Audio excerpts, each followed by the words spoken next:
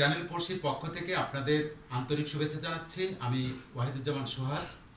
আমরা গতদিন কবি হুসাইন বিল্লাহর সামাজিক জীবন, কর্মজীবন, সাংস্কৃতিক জীবন সম্পর্কে বিস্তারিত শুনেছি, দেখেছি। দর্শকবৃন্দ, আজ আমরা কবি হুসাইন বিল্লাহর চলমান কার্যক্রমের যে স্বীকৃতি, সেই বিষয়ে কথা বলবো। সেটা হচ্ছে জাতির জনক বঙ্গবন্ধু শেখ মুজিবুর রহমান 7ই মার্চের ভাষণে বাঙালি জাতিকে দিক নির্দেশনা দিয়েছিলেন, মুক্তিযুদ্ধের দিক নির্দেশনা দিয়েছিলেন।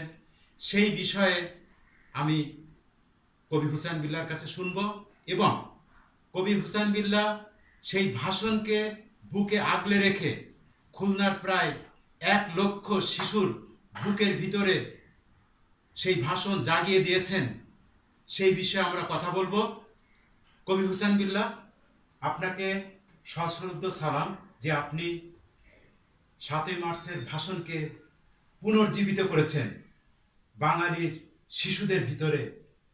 এ বিষয়ে আপনি কিছু বলুন।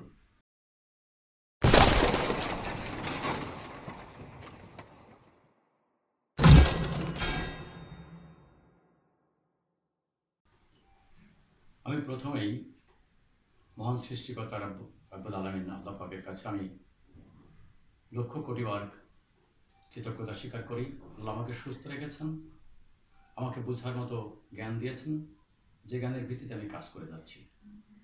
আজ পড়শি একটি প্রচার মাধ্যম, পড়শি কর্তৃপক্ষ সহ আপনাকে এবং আপনাদের মাধ্যমে আমি গোটা দেশবাসী, বিশ্ববাসীকে জানাই আন্তরিক অভিনন্দন, শুভেচ্ছা।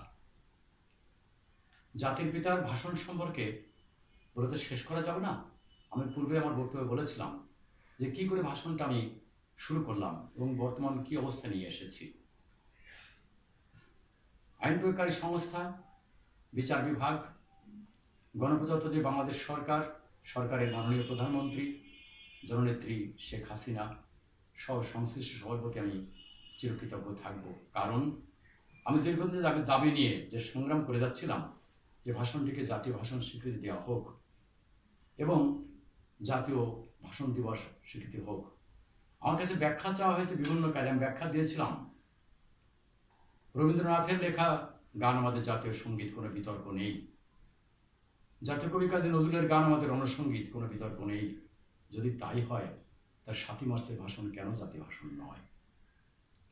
এই দাবির প্রেক্ষিতে আইন প্রয়োগকারী সংস্থা, বিচার বিভাগ এবং সরকার ইতিমধ্যেই এটি ঘোষণা করেছে।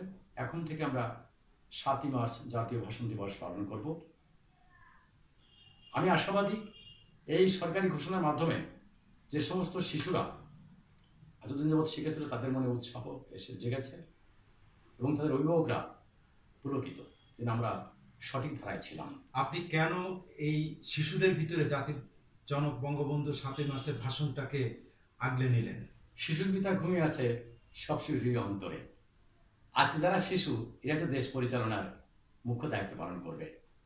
আজকে যারা এমপি, মন্ত্রী অথবা প্রজাতন্ত্রের কর্মচারী, উচ্চ পদস্থ আছেন, অনেক বয়স হয়ে গেছে, কে কয়দিন বাঁচবে? এদেশের স্বাধীনতা, সার্বভৌমত্ব, ভাষা, গণতন্ত্র, সমাজতন্ত্র, ধর্মনিরপেক্ষতা, জাতীয়তাবাদ, যাই বলি না কেন, এর রক্ষণাবেক্ষণ দেখে শুনে রাখার দায়িত্ব যাদের পরে আসবে তারাই তো আজকে শিশু। এই শিশুরাই বলিষ্ঠ নেতৃত্ব দেবে এক সময়। যদি সোনার মানুষ গড়তে হলে সোনার মানুষ চাই, সেই সোনার মানুষ না গড়ি, তাহলে কি করে হবে? আমি আশাবাদী যে আমার শিশুরা যদি জাতির পিতার এই ভাষণকে বুকে ধারণ করে, লালন করে এবং তার সেই দিক নির্দেশনা অনুযায়ী জীবনযাপন করে, ইনশাআল্লাহ আমার দেশ হবে বিশ্বের অন্যতম শ্রেষ্ঠ একটি স্বাধীন, সার্বভৌম, গণতান্ত্রিক দেশ। ধন্যবাদ কবি এস.এম. হুসাইন বিল্লাহ। আপনি জাতির জনক বঙ্গবন্ধু শেখ মুজিবুর রহমানের 7ই মার্চের ভাষণ খুলনার 1 লক্ষ শিশুদের ভিতরে, অন্তরে জাগরুক করেছেন। আপনার এই কার্যক্রমের সাথে আমি জানি যে অনেকেই সহযোগী। এর ভিতরে আমরা অনেকের নাম পেয়েছি, তাদের সাথে আমরা এখন কথা বলব। আমরা এখন কবি হুসাইন বিল্লাহ ছাদ বারান্দা এসেছি। বঙ্গবন্ধুর দীর্ঘদিনের সতীর্থরা যেরকম তাকে আগলে রেখেছিলেন, এরকম খুদে বঙ্গবন্ধুর কারিগর কবি হুসাইন বিল্লাহকে যারা দীর্ঘ সময় আগে রেখেছেন তাদের সাথে কথা বলছি। আমরা শুরুতেই কথা বলবো পরিমল মল্লিক, যিনি তার মোটরসাইকেল দিয়ে সার্বক্ষণিক কবি হুসাইন বিল্লাহকে সহযোগিতা করেছেন। আপনি কেন কবি হুসাইন বিল্লাহর সাথে সার্বক্ষণিক থাকেন, বা আপনার কি আকর্ষণ? সম্মানিত সুধী, সবাইকে নমস্কার জানাচ্ছি। আমি ক্ষুদে বঙ্গবন্ধু সংসদের উপপরিচালক প্রশিক্ষণ কেন্দ্রীয় কমিটি। আমি বিভিন্ন জেলায় ভ্রমণ করেছি, সাহিত্য অঙ্গনে ঘুরেছি, শিল্পীদের সঙ্গে মিশেছি, কিন্তু আমি 14 সালের মাঝামাঝি যখন খুলনায় আসছি, তারপরে আমি কবি এস এম হুসাইন বিল্লাহর সঙ্গে পরিচিত হই। তারপরে দেখলাম যে বিভিন্ন দেশের বিভিন্ন জেলার বিভিন্ন গুণীজন মানুষের ভিতরে উনি একজন অনন্য প্রতিভার ব্যক্তিত্ব। তো ওনার সান্নিধ্যে আসার পরে আমি দেখতে পেলাম যে ওনার ভিতরে যে প্রতিভা, বাংলাদেশের ভিতরে কেন অন্যান্য দেশের ভিতরে উনি একজন অনন্য ব্যক্তিত্ব। যখন আমি জানতে পারলাম যে উনি খুদে বঙ্গবন্ধু নিয়ে কাজ করছেন, কালজয়ী ভাষণ, 7ই মার্চের ভাষণ নিয়ে কাজ করছেন, তারপরে আমি ওনার সঙ্গে ওতপ্রোতভাবে জড়িত হই এবং খুলনা বিভাগীয় কমিশনার দপ্তর এবং জেলা প্রশাসনের সঙ্গে আমরা কথা বলে সার্বিকভাবে এই কাজটা করার জন্য আমরা কাজে লেগে যাই। তো 7ই মার্চের ভাষণকে কেন্দ্র করে বিভিন্ন স্কুলের সঙ্গে আমরা কথা বলেছি, প্রধান শিক্ষকের সঙ্গে, শিক্ষক মণ্ডলীর সঙ্গে কথা বলেছি, প্রশাসনের সঙ্গে কথা বলেছি। সবাইকে নিয়ে সমন্বয় করে আমরা 19 সালে আমরা সহস্রকণ্ঠ করি জেলা স্কুলের মাঠে। তারপরে আমরা 20 সালে জেলা প্রশাসন, বিভাগীয় প্রশাসনের সমন্বয় এবং শিক্ষা প্রতিষ্ঠানের শিক্ষক অফিস, শিক্ষক মণ্ডলী, শিক্ষার্থীদের সঙ্গে সমন্বয় করে আমরা প্রশিক্ষণ চালিয়ে যাই। উনি আমাকে সবসময় উৎসাহ দিয়েছেন এবং আমি কবি এস এম হুসাইন বিল্লাহর সঙ্গে আমি সবসময় সহযোগিতা করেছি। আমার সাধ্যমতো ছোট্ট একটা ভাঙ্গা মোটরসাইকেল নিয়ে আমি যতদূর পারি আমি খুলনা বিভাগের বিভিন্ন জেলায়, বিভিন্ন উপজেলায়, শিক্ষা প্রতিষ্ঠানে গেছি এবং খুলনা শহরে যতগুলো প্রতিষ্ঠিত স্কুল আছে প্রতিটা স্কুলে আমরা প্রতিদিন শুক্রবার বাদে, সরকারি ছুটির দিন বাদে আমরা প্রশিক্ষণ চালিয়ে যাই। তারপরে আমরা 20 সালের 7ই মার্চে, জানুয়ারিতে আমরা 1920 জন আমরা শিশু বঙ্গবন্ধু আমরা প্রশিক্ষণ দিয়ে আমরা ওখানে অনুষ্ঠান করি এবং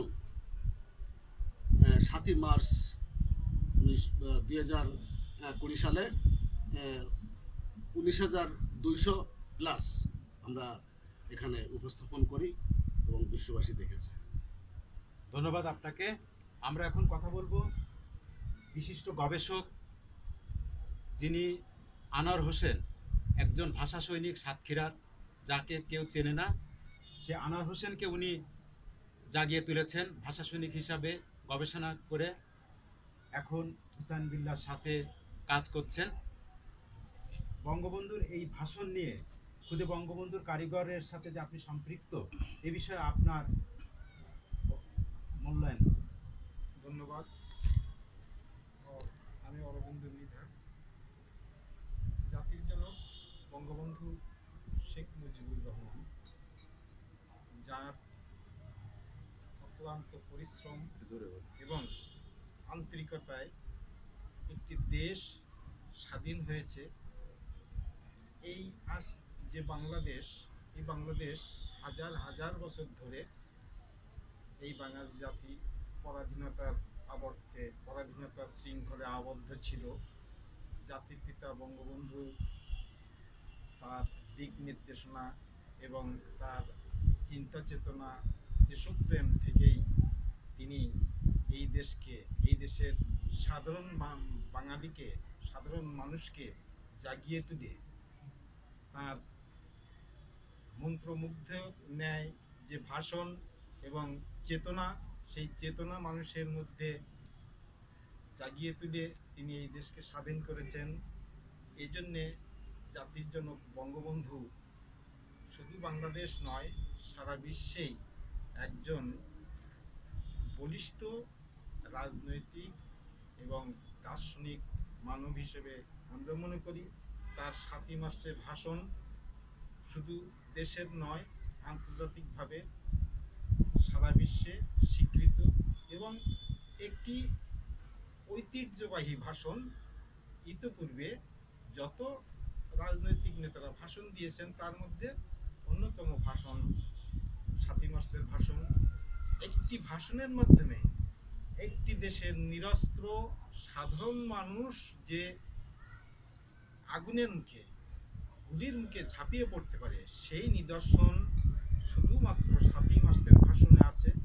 এই ভাষণ এখন বাংলাদেশের সমস্ত মানুষকেই জানা প্রয়োজন।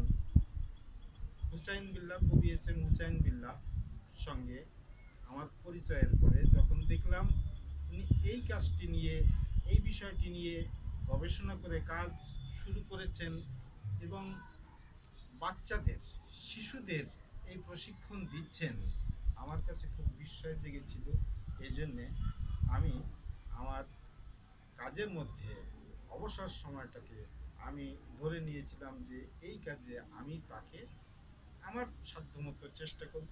সেই হিসেবে আমি এই খুদে বঙ্গবন্ধু সংসদের সঙ্গে জড়িয়ে পড়ি এবং খুদে বঙ্গবন্ধু সংসদ কেন্দ্রীয় পরিষদের পরিচালক প্রশিক্ষণ হিসেবে, তার সহযোগী হিসেবে, খুদে বঙ্গবন্ধু গড়ার কারিগর এস এম হুসাইন বিল্লাহর সহযোগী হিসেবে কাজ করে যাচ্ছি। তো ধন্যবাদ আপনাকে। আমরা এখন কথা বলবো তৈয়বুর রহমান সাহেব। তৈয়বুর রহমান, এম তৈয়বুর রহমান, উনিও এস এম হোসেন বিল্লাহর সাথে সার্বক্ষণিক কাজ করছেন। একটু কথা বলুন। ধন্যবাদ। আমি এম তৈয়বুর রহমান। আমি এস এম হুসাইন বিল্লাহ, কবি, সাহিত্যিক, লেখক, গীতিকার। এনার সঙ্গে পরিচয় হয় আমার সর্বপ্রথম বিএল কলেজের প্রবীণ শিক্ষক, সাদা মনের মানুষ, বিগ প্রফেসর বি করিম সাহেবের মাধ্যমে। আমি যখন প্রথম কালামিয়ার ঘাট ও বরেণ্য ব্যক্তিত্ব বই লেখি, তখন উনি আমাকে হুসাইন বিল্লাহ সাহেবের ঠিকানা দিয়ে বলেন ওনার সাথে যোগাযোগ করেন। সেই থেকে ওনার সাথে আমার পরিচয় এবং সেই পরিচয়ের মধ্যে আজকে দীর্ঘসূত্রিতা। ওনাকে আমি আজ পর্যন্তই আমার মনের কাছাকাছি ধরে রেখেছি এবং আমার পছন্দের যত মানুষ তার ভিতরে উনি একজন অন্যতম শ্রেষ্ঠ মানুষ। বাংলাদেশ যখন স্বাধীন হলো তখন একজন ভাষ্যকার মন্তব্য করলেন, হাজার হাজার বছর পর বাঙালি বাঙালির দ্বারা শাসিত হলো। সেই আলোকে বঙ্গবন্ধু বাঙালিকে স্বশাসিত করলেন। এর আগে বাঙালির দ্বারা বাংলাদেশ কোনোদিন স্বাধীন ছিল না। তো বঙ্গবন্ধুর যে উদ্দেশ্য, যে আদর্শ, তার যে টার্গেট ছিল বাঙালি জাতিকে বিশ্বের মানচিত্রে, বিশ্বের জাতির সঙ্গে একটি চরম জায়গায় স্থান করে নিয়ে যাওয়ার জন্য বঙ্গবন্ধু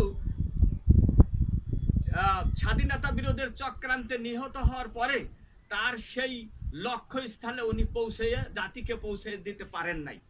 তা ওনার মৃত্যুর পরে আমরা বাঙালি জাতি আমাদের ওনার আদর্শকে বাস্তবায়ন করার জন্য যে দায়িত্ব ছিল, সেই দায়িত্বতে আমরা লক্ষ্য করলাম যে আমরা কিছুটা দিকভ্রান্ত হয়ে যাচ্ছি।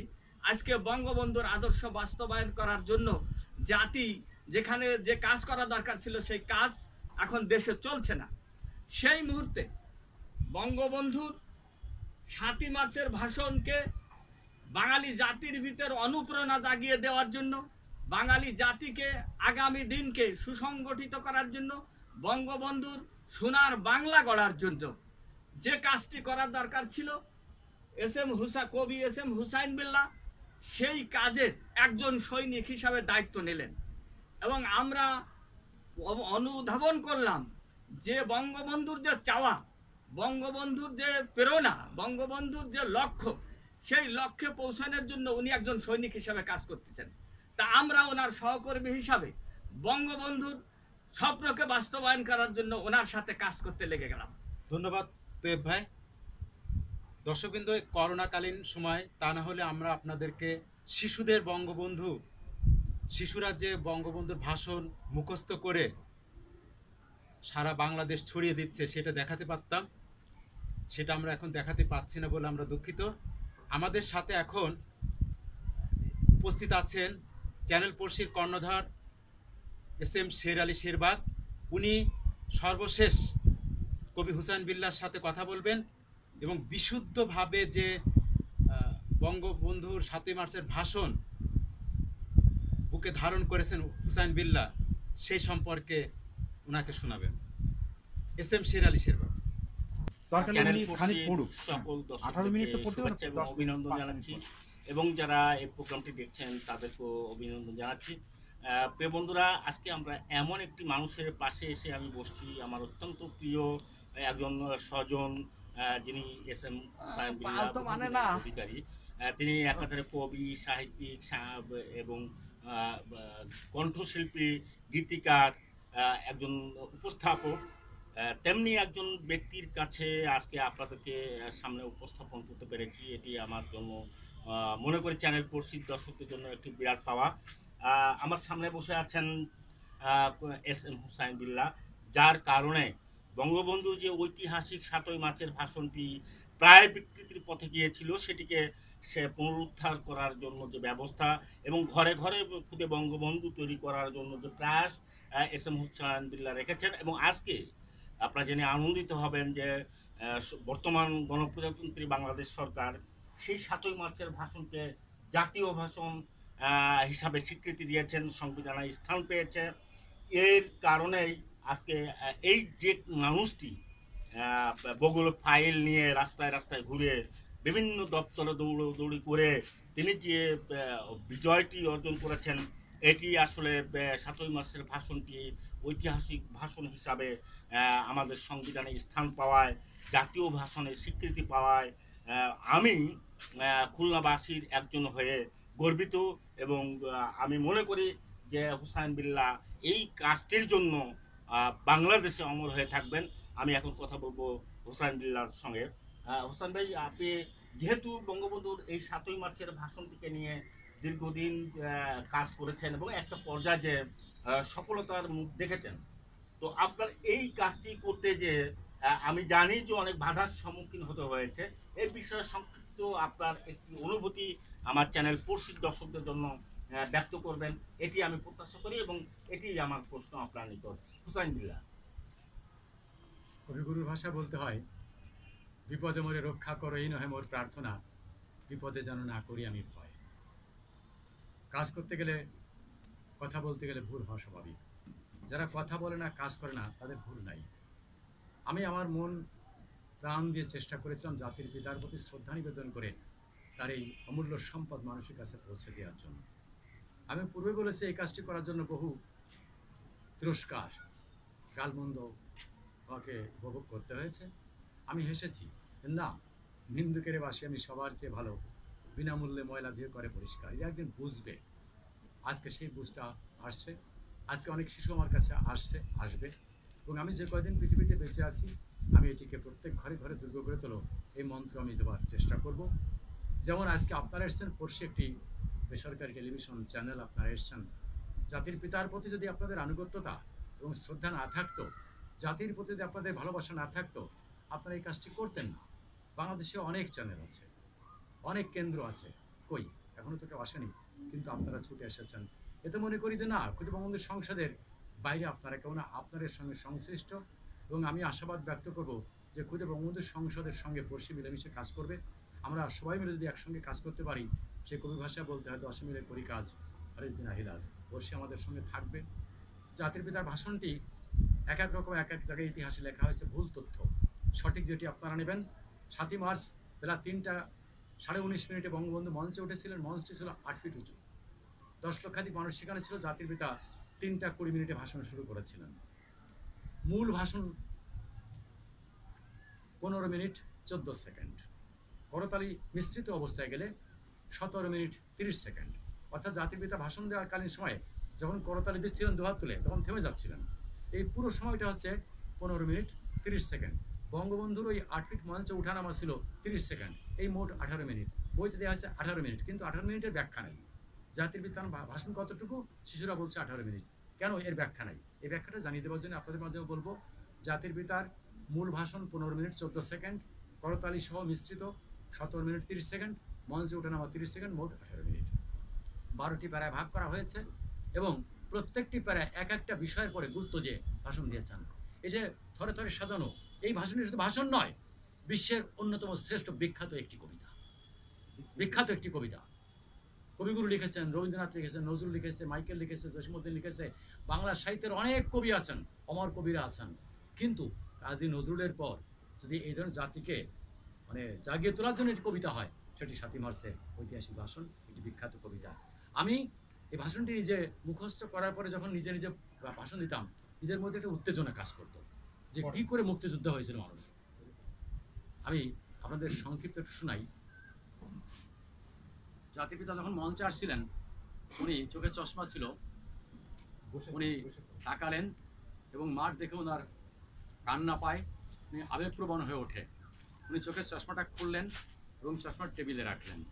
রাখার পরে উনি রুমাল বের করলেন এবং বা চোখ প্রথম মুছলেন, ডান চোখ পরে মুছলেন এবং রুমালটা পকেটে রেখে উনি পা হাত বাঁধলেন।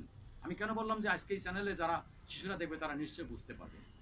এরপর এই ভাষণ শুরু করলেন। ভাইরা আমার, আজ দুঃখ ভারাক্রান্ত মন নিয়ে আপনাদের সামনে হাজির হয়েছি। আপনারা সবই জানেন এবং বোঝেন, আমরা আমাদের জীবন দিয়ে চেষ্টা করেছি, কিন্তু দুঃখের বিষয় আজ ঢাকা, চট্টগ্রাম, খুলনা, রাজশাহী, রংপুরে আমার ভাইয়ের রক্তের রাজপথ রঞ্জিত হয়েছে। আজ বাংলার মানুষ মুক্তি চায়, বাংলার মানুষ বাঁচতে চায়, বাংলার মানুষ তার অধিকার চায়। কি অন্যায় করেছিলাম! নির্বাচনের পরে বাংলাদেশের মানুষ সম্পূর্ণভাবে আমাকেও আওয়ামী লীগকে ভোট দেন। আমি জাতির পিতার এই ভাষণটি সংক্ষেপে জানালাম আপনাদের। আমার শিশুরা জানে। যদি চ্যানেলে কখনো আমার সকণ্ঠী ভাষণটি পুরো জানতে চায়, আমি অবশ্যই জাতির পিতার সেই পোশাক পরিহিত অবস্থায় আপনাদের শোনাবো। আমরা দর্শক শ্রোতাকে জানাবো, আপনার শিশুকে ভাষণটি প্রশিক্ষণ দেন, আমার সহযোগিতা নেবেন। আমি অবশ্যই শেখাবো, ভয় নেই। বিনিময়ে আপনাদের টাকা পয়সা দিতে হবে না, আপনাদের ছেলে মেয়ে পাঠাবেন। সবাইকে ধন্যবাদ। ধন্যবাদ কবি এস এম হুসাইন বিল্লাহকে। প্রিয় দর্শক, চ্যানেল পড়শি দর্শকবৃন্দ, আপনারা এতক্ষণ দেখছিলেন খুলনা থেকে এস এম হুসাইন বিল্লাহ, যিনি কবি, শিল্পী, গীতিকার এবং সর্বোচ্চে যার বড় পরিচয় হচ্ছে বাংলাদেশে খুদে বঙ্গবন্ধু গড়ার কারিগর হিসাবে একমাত্র এস এম হুসাইন বিল্লাহ তিনি এই কাজটি করেছেন। আজকে এস এম হুসাইন বিল্লাহর সেই প্রচেষ্টা অর্থাৎ 7ই মার্চের যে ঐতিহাসিক কবিতা, ঐতিহাসিক ভাষণ, সেটি সরকারি স্বীকৃতি পেয়েছে এবং এটি সংবিধানে যার কারণে লিপিবদ্ধ হয়েছে এই দিবসটি, তিনি হচ্ছেন এস এম হুসাইন বিল্লাহ। তাকে আপনাদের সামনে আমরা উপস্থিত করতে পেরেছি চ্যানেল পড়শির মাধ্যমে। তো আপনারা অনুষ্ঠানটি দেখবেন, চ্যানেল পড়শিকে সাবস্ক্রাইব করে পাশে থাকবেন, সেই প্রত্যাশা রেখে আমরা আজকের মতো এখান থেকে বিদায় নিচ্ছি। হয়তো দেখা হবে অন্য কোনো অনুষ্ঠানে, অন্য কোনো জায়গায়। ততক্ষণ ভালো থাকবেন, সুস্থ থাকবেন, করোনা মুক্ত থাকবেন, এই প্রত্যাশা রইল। আসসালামু আলাইকুম। ওখানে আমার নেতা হবে। 7ই মার্চের ভাষণে উদ্বুদ্ধ হয়ে বাঙালি জাতি ঝাঁপিয়ে পড়েছিল মুক্তিযুদ্ধে। সেই ভাষণকে কেন্দ্র করে, সেই ভাষণ মাধ্যমে আপনি সারা বাংলাদেশে অগণিত শিশু খুদে বঙ্গবন্ধু তৈরি করেছেন, যেটা আপনার বর্তমান চলমান কাজ। এই বিষয়ে আপনি বলুন।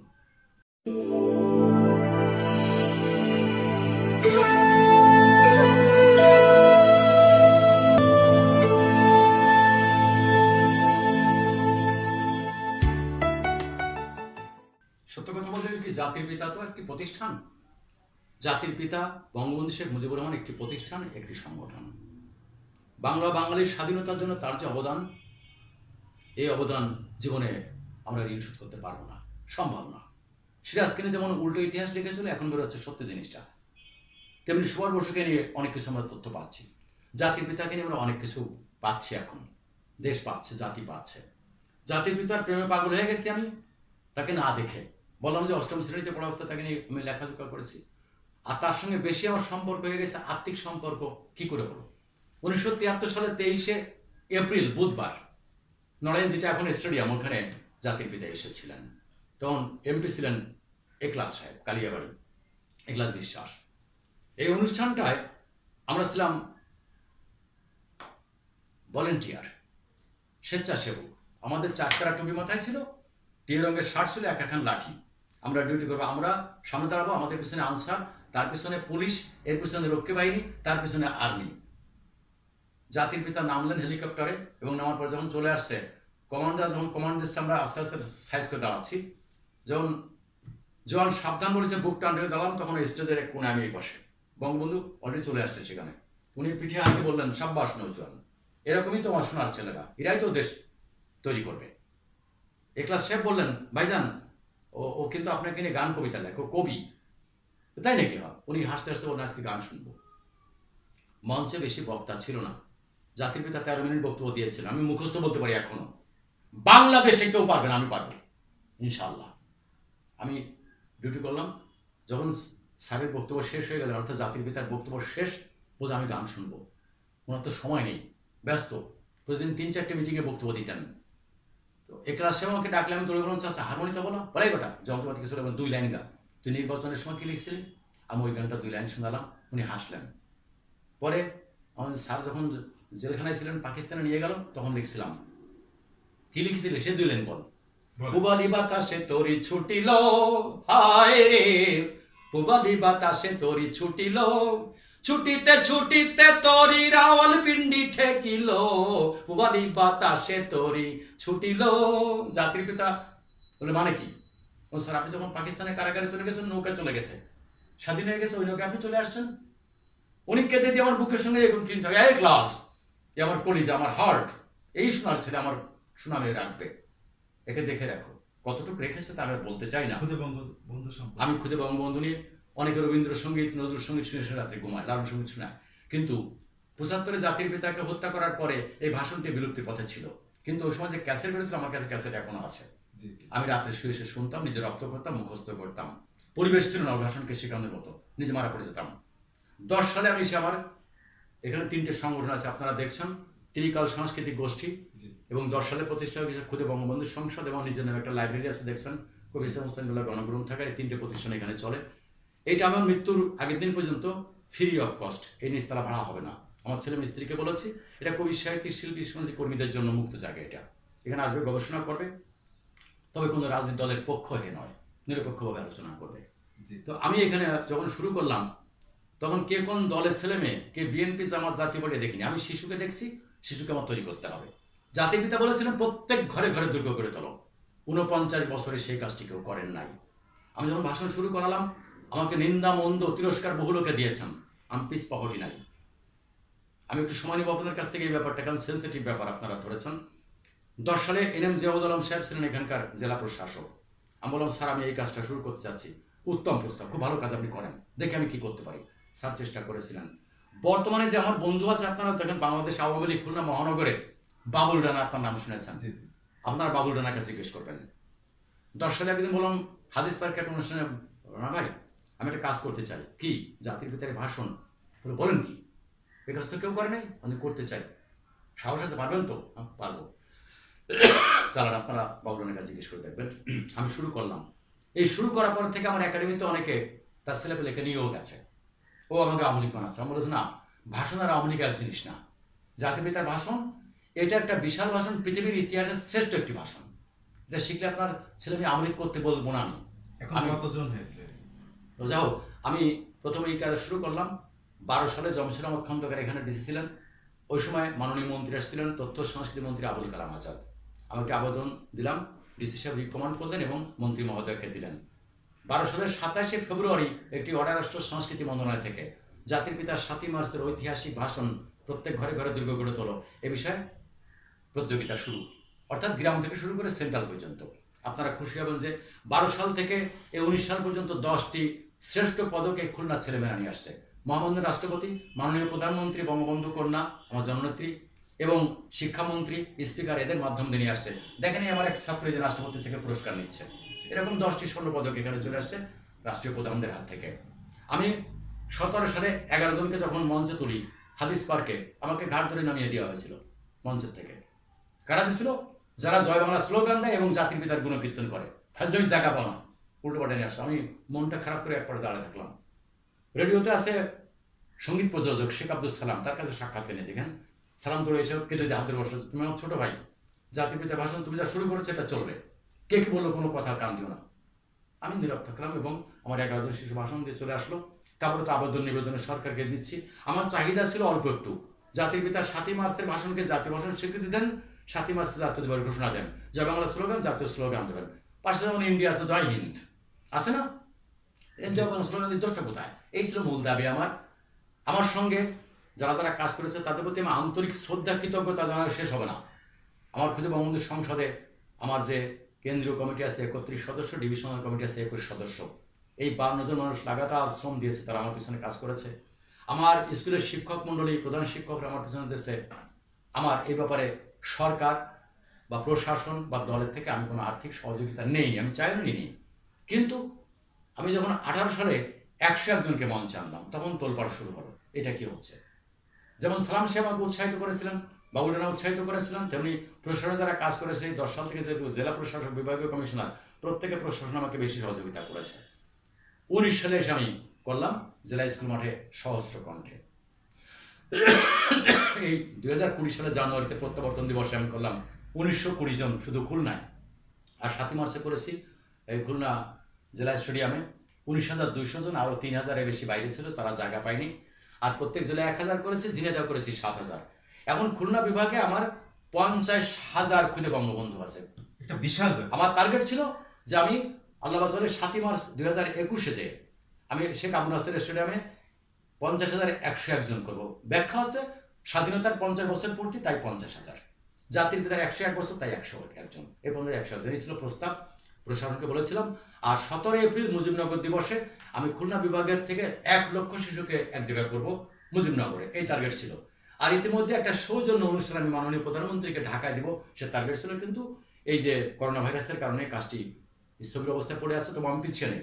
আমার ছেলেমেয়েদের আমি প্রশিক্ষণ দিচ্ছি।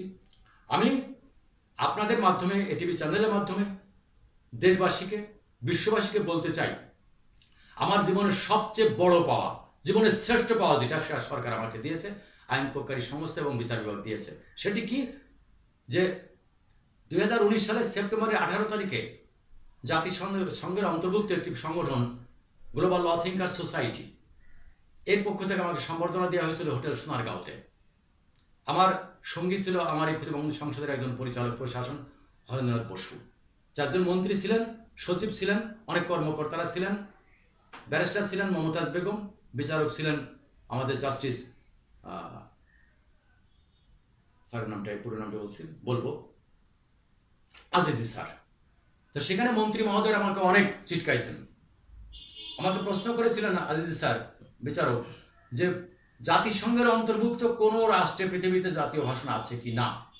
আমার স্যারের উত্তরটা আপনার কাছে আছে, আমি প্রশ্ন করলে আপনি উত্তর খুঁজে নেন, বলেন পৃথিবীতে মাতৃভাষার জন্য কেউ কেউ জীবন দিয়েছে? বলে হ্যাঁ দিয়েছে, বাঙালি।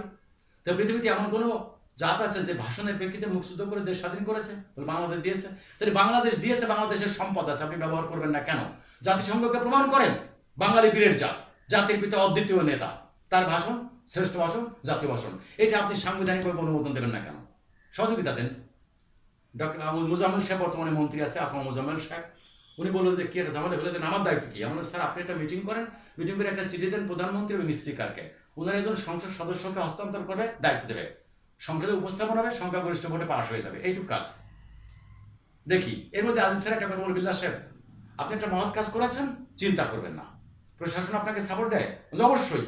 বা প্রশাসনের 20 জন কর্মকর্তার নাম বলেন।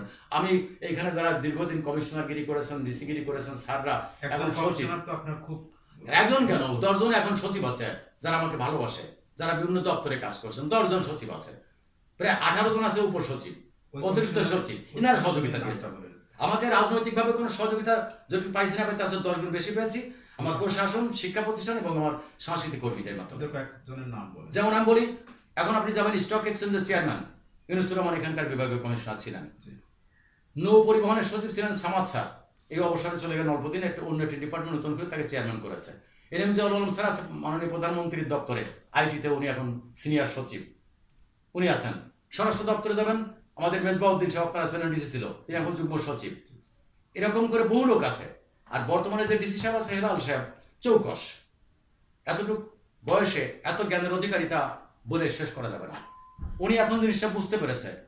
উনি আমাকে বললেন যে একটা কাজ করেন, কি খুদে বঙ্গবন্ধু নামের একটু পরিবর্তন করে আমি শীর্ষ একাডেমি শিল্পকলাকে অ্যাড করি, ওটা প্রশাসনিক ব্যাপার, আমার সঙ্গে খুদে বঙ্গবন্ধু সংসদে এটা থাকবে। উনি প্রথম অনুষ্ঠানটা আমার খুদে বঙ্গবন্ধু সংসদ নামে হয়েছে, কিন্তু পরবর্তী দুটো অনুষ্ঠান উনি করলো চাইল্ড ইন্টিগ্রিটি ও শিশু বঙ্গবন্ধু ফোরাম, এই নামটা ব্যবহার করে উনি কাজটা করেছেন। এটা ওনার অভিরুচি। কিন্তু আমার মূল সংগঠন 2010 সালে মার্চ মাসের 3 তারিখ 19 ফাল্গুন এটা সৃষ্টি করা হয়েছে, নাম খুদে বঙ্গবন্ধু সংসদ। এটা গঠনতন্ত্র লেখা চলছে। আমি সরকারকে চাইবো, যেমন কবি ভবনের কথা বললাম, সরকারকে চাইবো যে আমার একটি টাকাও দেওয়া লাগবে না, এক কাপ চাও খাওয়া দেবো না, কারণ আমি আজ পর্যন্ত এগুলো নিয়ে কারো কাছে বাণিজ্য করি না, করবো না ভবিষ্যতে, এটা জাতির পিতার ব্যাপার। তবে আমি স্বীকার করবো যে 2019 সালে মার্চ মাসের 4 তারিখ সোমবার আমি ঝিনেদা যখন সেমিনার করি, সেমিনারের পরে ওখানকার ডিসি আমাকে দুপুরে ভাত খাওয়াইছিলেন, আমি আর কোনো ডিসির কাছে খাইনি। আর আমার বাহন বলতে ওই যে ছোট্ট একটা মোটরসাইকেল দেখছেন পরিমল মল্লিক, যে টোটাল খুলনা বিভাগটা আমাকে নিয়ে ঘুরে বেড়াইছেন, তার সংসার ছেলে বাচ্চা কাচ্চা সব বাদ দিয়ে শুধু এই খুদে বঙ্গবন্ধুর পিছনে উনি আমাকে শ্রম দিয়েছেন। আরো ভক্ত আছে। আমার স্থানীয় যে 50 জন লিডার আছে, তারা অনেক সময় সংসারের কাজ বাদ দিয়ে, চাকরি কাজ বাদ দিয়ে তারা আমাকে সময় দিয়েছে, আমি তাদের কাছে কৃতজ্ঞ। আমি একার পক্ষে পারতাম না।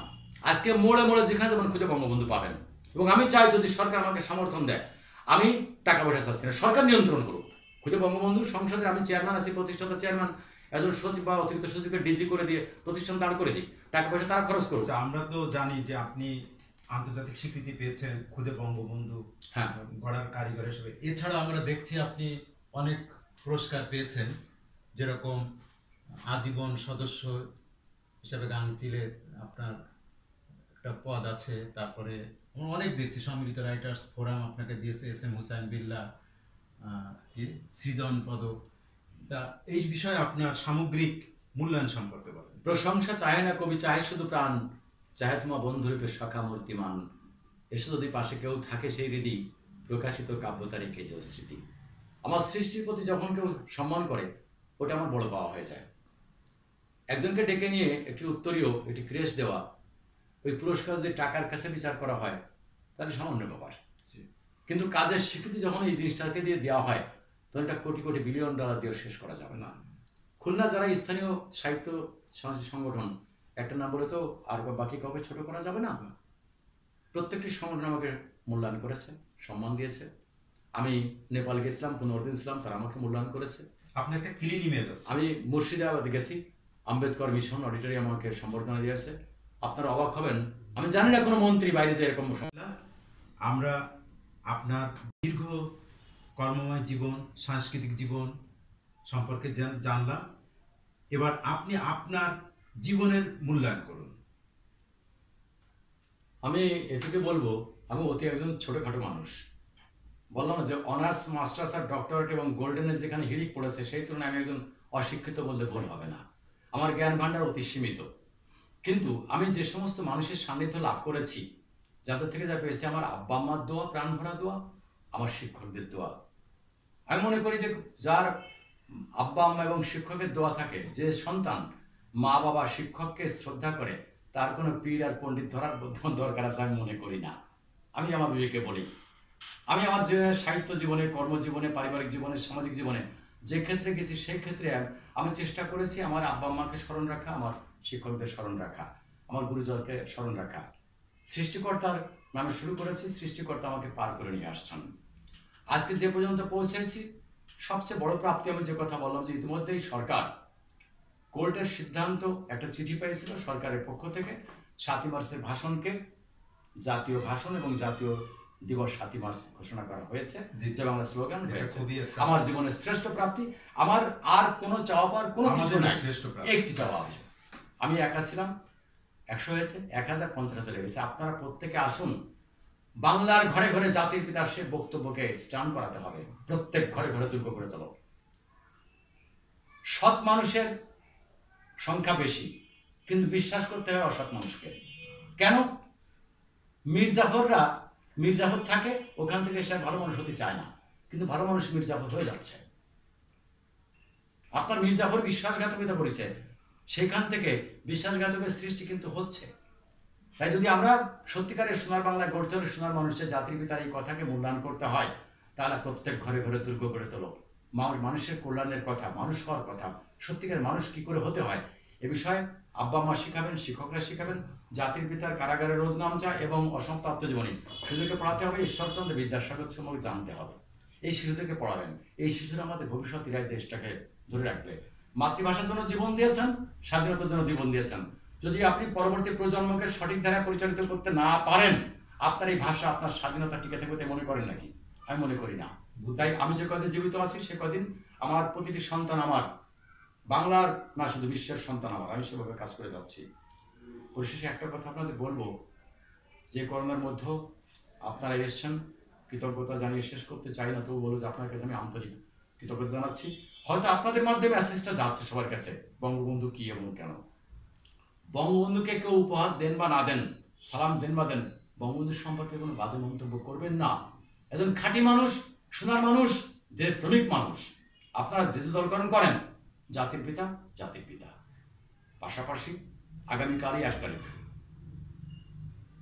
ঈদুল আজহা। একটা ছোট্ট কথা বলি, আমরা বলদ, এবার বাজারে আমাদের দাম হাজারে হাজারে লাখের কাছাকাছি, অথবা তারও বেশি। আমরা নীরব নিস্তব্ধ মনে দেখছি তোমাদের বিবেক আর বুদ্ধির পরিচয়ে, ব্যাংকে, ট্রাঙ্কে অথবা রঙিন পকেটে। আপন মনে ভোগ করছে আমাদের, আমরা তো তোমাদের জন্য প্রস্তুত, কিন্তু সবাইকে আমাদের পায় একটি বারও ভাবো না। ঘৃত্য দুগ্ধ খেয়ে মানুষরা বিবেকবান, বুদ্ধিমান, আর তোমরা আমাদের মাংস খেয়ে দিন দিন হচ্ছে গাধায় পরিণত। অথচ আমরা চিরদিন বলদি রয়ে গেলাম, আর তোমাদের জন্য দেখলাম আমাদের জান কোরবান। এটা পশুর গায়ে যত পশম আছে তত নেকি আপনার নামে বরাদ্দ হচ্ছে। সে মাংস খাওয়াচ্ছে, সব দিয়েছে, চামড়াতে মুরগি বানাচ্ছেন। আপনি তাকে কি দিয়েছেন? যারা স্বাধীনতা এনে দিল তাদের আপনি কি দিয়েছেন? যারা ভাষা দিয়ে তাদের আপনি কি দিয়েছেন? এদেশে যারা খেটে খাওয়া মানুষ, কৃষক, মজুর, চাষি, সাধারণ মানুষ, তারা দেশ পরিচালনা করে, তাদের আপনি কি দিয়েছেন? আপনি মানুষ হবেন, আমাকে মানুষের জন্য কাজ করবেন, এই আমার প্রত্যাশা। আগামীকালের সবার জন্য শান্তি বয়ানুক, আত্মশুদ্ধির জন্য নিজেকে কোরবানি এই করেন। প্রসঙ্গে আপনার যে বুদ্ধি প্রতিবন্ধী কবিতা, বিদ্যা প্রতিবন্ধী, হ্যাঁ, এটা খুবই বিদ্যা প্রতিবন্ধী শব্দটা ব্যবহার করিয়েই কেউ বাদ প্রতিবন্ধী, কেউ শ্রম প্রতিবন্ধী, এক একজন এক একটা প্রতিবন্ধী হয়। কিন্তু যারা শিক্ষিত নামে পরিচিত, যাদের সার্টিফিকেট, যারা বড় ডিগ্রি নিয়েছে, তাদের নির্বোধের মতো কাজ করে। আজকের সুদ, ঘুষ, দুর্নীতি আপনারা কি দেখছেন? হাসপাতালগুলো কি ঘটাচ্ছে? এরা কি অশিক্ষিত লোক? এরা কি চাষা? এরা কি মজুর? এরা কি কৃষক? না, উচ্চ ডিগ্রি। তারা মানুষের সঙ্গে কি ধরনের কি কাজ করতেছে? এগুলোকে আমি বলি বিদ্যা প্রতিবন্ধী। এই বিদ্যা প্রতিবন্ধী করে মানুষ করতে হবে, এদেরকে তৈরি করতে হবে, তাহলে ভালো মানুষ তৈরি হয়ে যাবে। পাশাপাশি আগামী 11ই আগস্ট শ্রী শ্রী জন্মাষ্টমী। আমার সনাতন ধর্মে যারা আছেন সেই ভাইদেরও আমি অগ্রিম শুভেচ্ছা জানাচ্ছি। আমি টিভি চ্যানেলের মাধ্যমে বাংলাদেশের প্রতিটি নাগরিক, দেশবাসী, বিশ্ববাসীকে বলবো, আসুন, রাজনীতির যার যার, জনস্বার্থে একাকার, ধর্ম যার যার, দেশের স্বার্থে একাকার। আমরা হিন্দু, মুসলমান, বৌদ্ধ, খ্রিস্টান যে যে থেকে না কেন, আমরা দেশের নাগরিক, আমরা মানুষের কল্যাণে কাজ করি।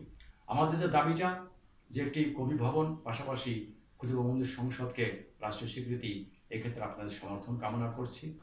অনেকক্ষণ কথা বলেছি, বন্ধু বান্ধব তো আলোচনা করেছি, যে আমার কোনো আচরণ, কোনো কথা বা কোনো ভুল তথ্য হয়ে থাকে তার জন্য আমি দায়ী।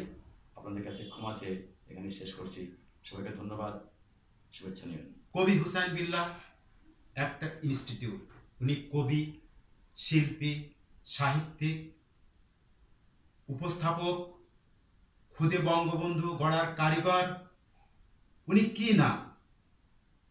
উনি যদি আজকে খুলনায় না থেকে যদি ঢাকায় থাকতেন, উনি জাতীয় ব্যক্তিত্ব হতে পারতেন। শুধু স্থানীয়গত কারণে, আঞ্চলিকগত কারণে উনি নীরবে নিভৃতে কাজ করে যাচ্ছেন। আমরা তার কাজের স্বীকৃতি অলরেডি পেয়েছি, ভবিষ্যতেও পাব। উনি যে কথা বলেন, একজন রাজনীতিবিদ আওয়ামী লীগ করে, বিএনপি করে একজনের আদর্শ নিয়ে, কিন্তু একজন শিশুর বুকের ভিতরে যখন 7ই মার্চের ভাষণ ঢুকে যায়, সে তখন রাজনীতিবিদ থাকে না। উনি সেই শিশুটা যখন বড় হবে, তখন বঙ্গবন্ধুর আদর্শ সৈনিক হিসাবে প্রতিপালিত হবে। সে কোনো রাজনীতিবিদ হবে না, কিন্তু আদর্শ মানুষ হবে। চ্যানেল পড়শির আমি এই অনুষ্ঠানের পক্ষ থেকে সবাইকে ধন্যবাদ জানাচ্ছি। খোদা হাফেজ।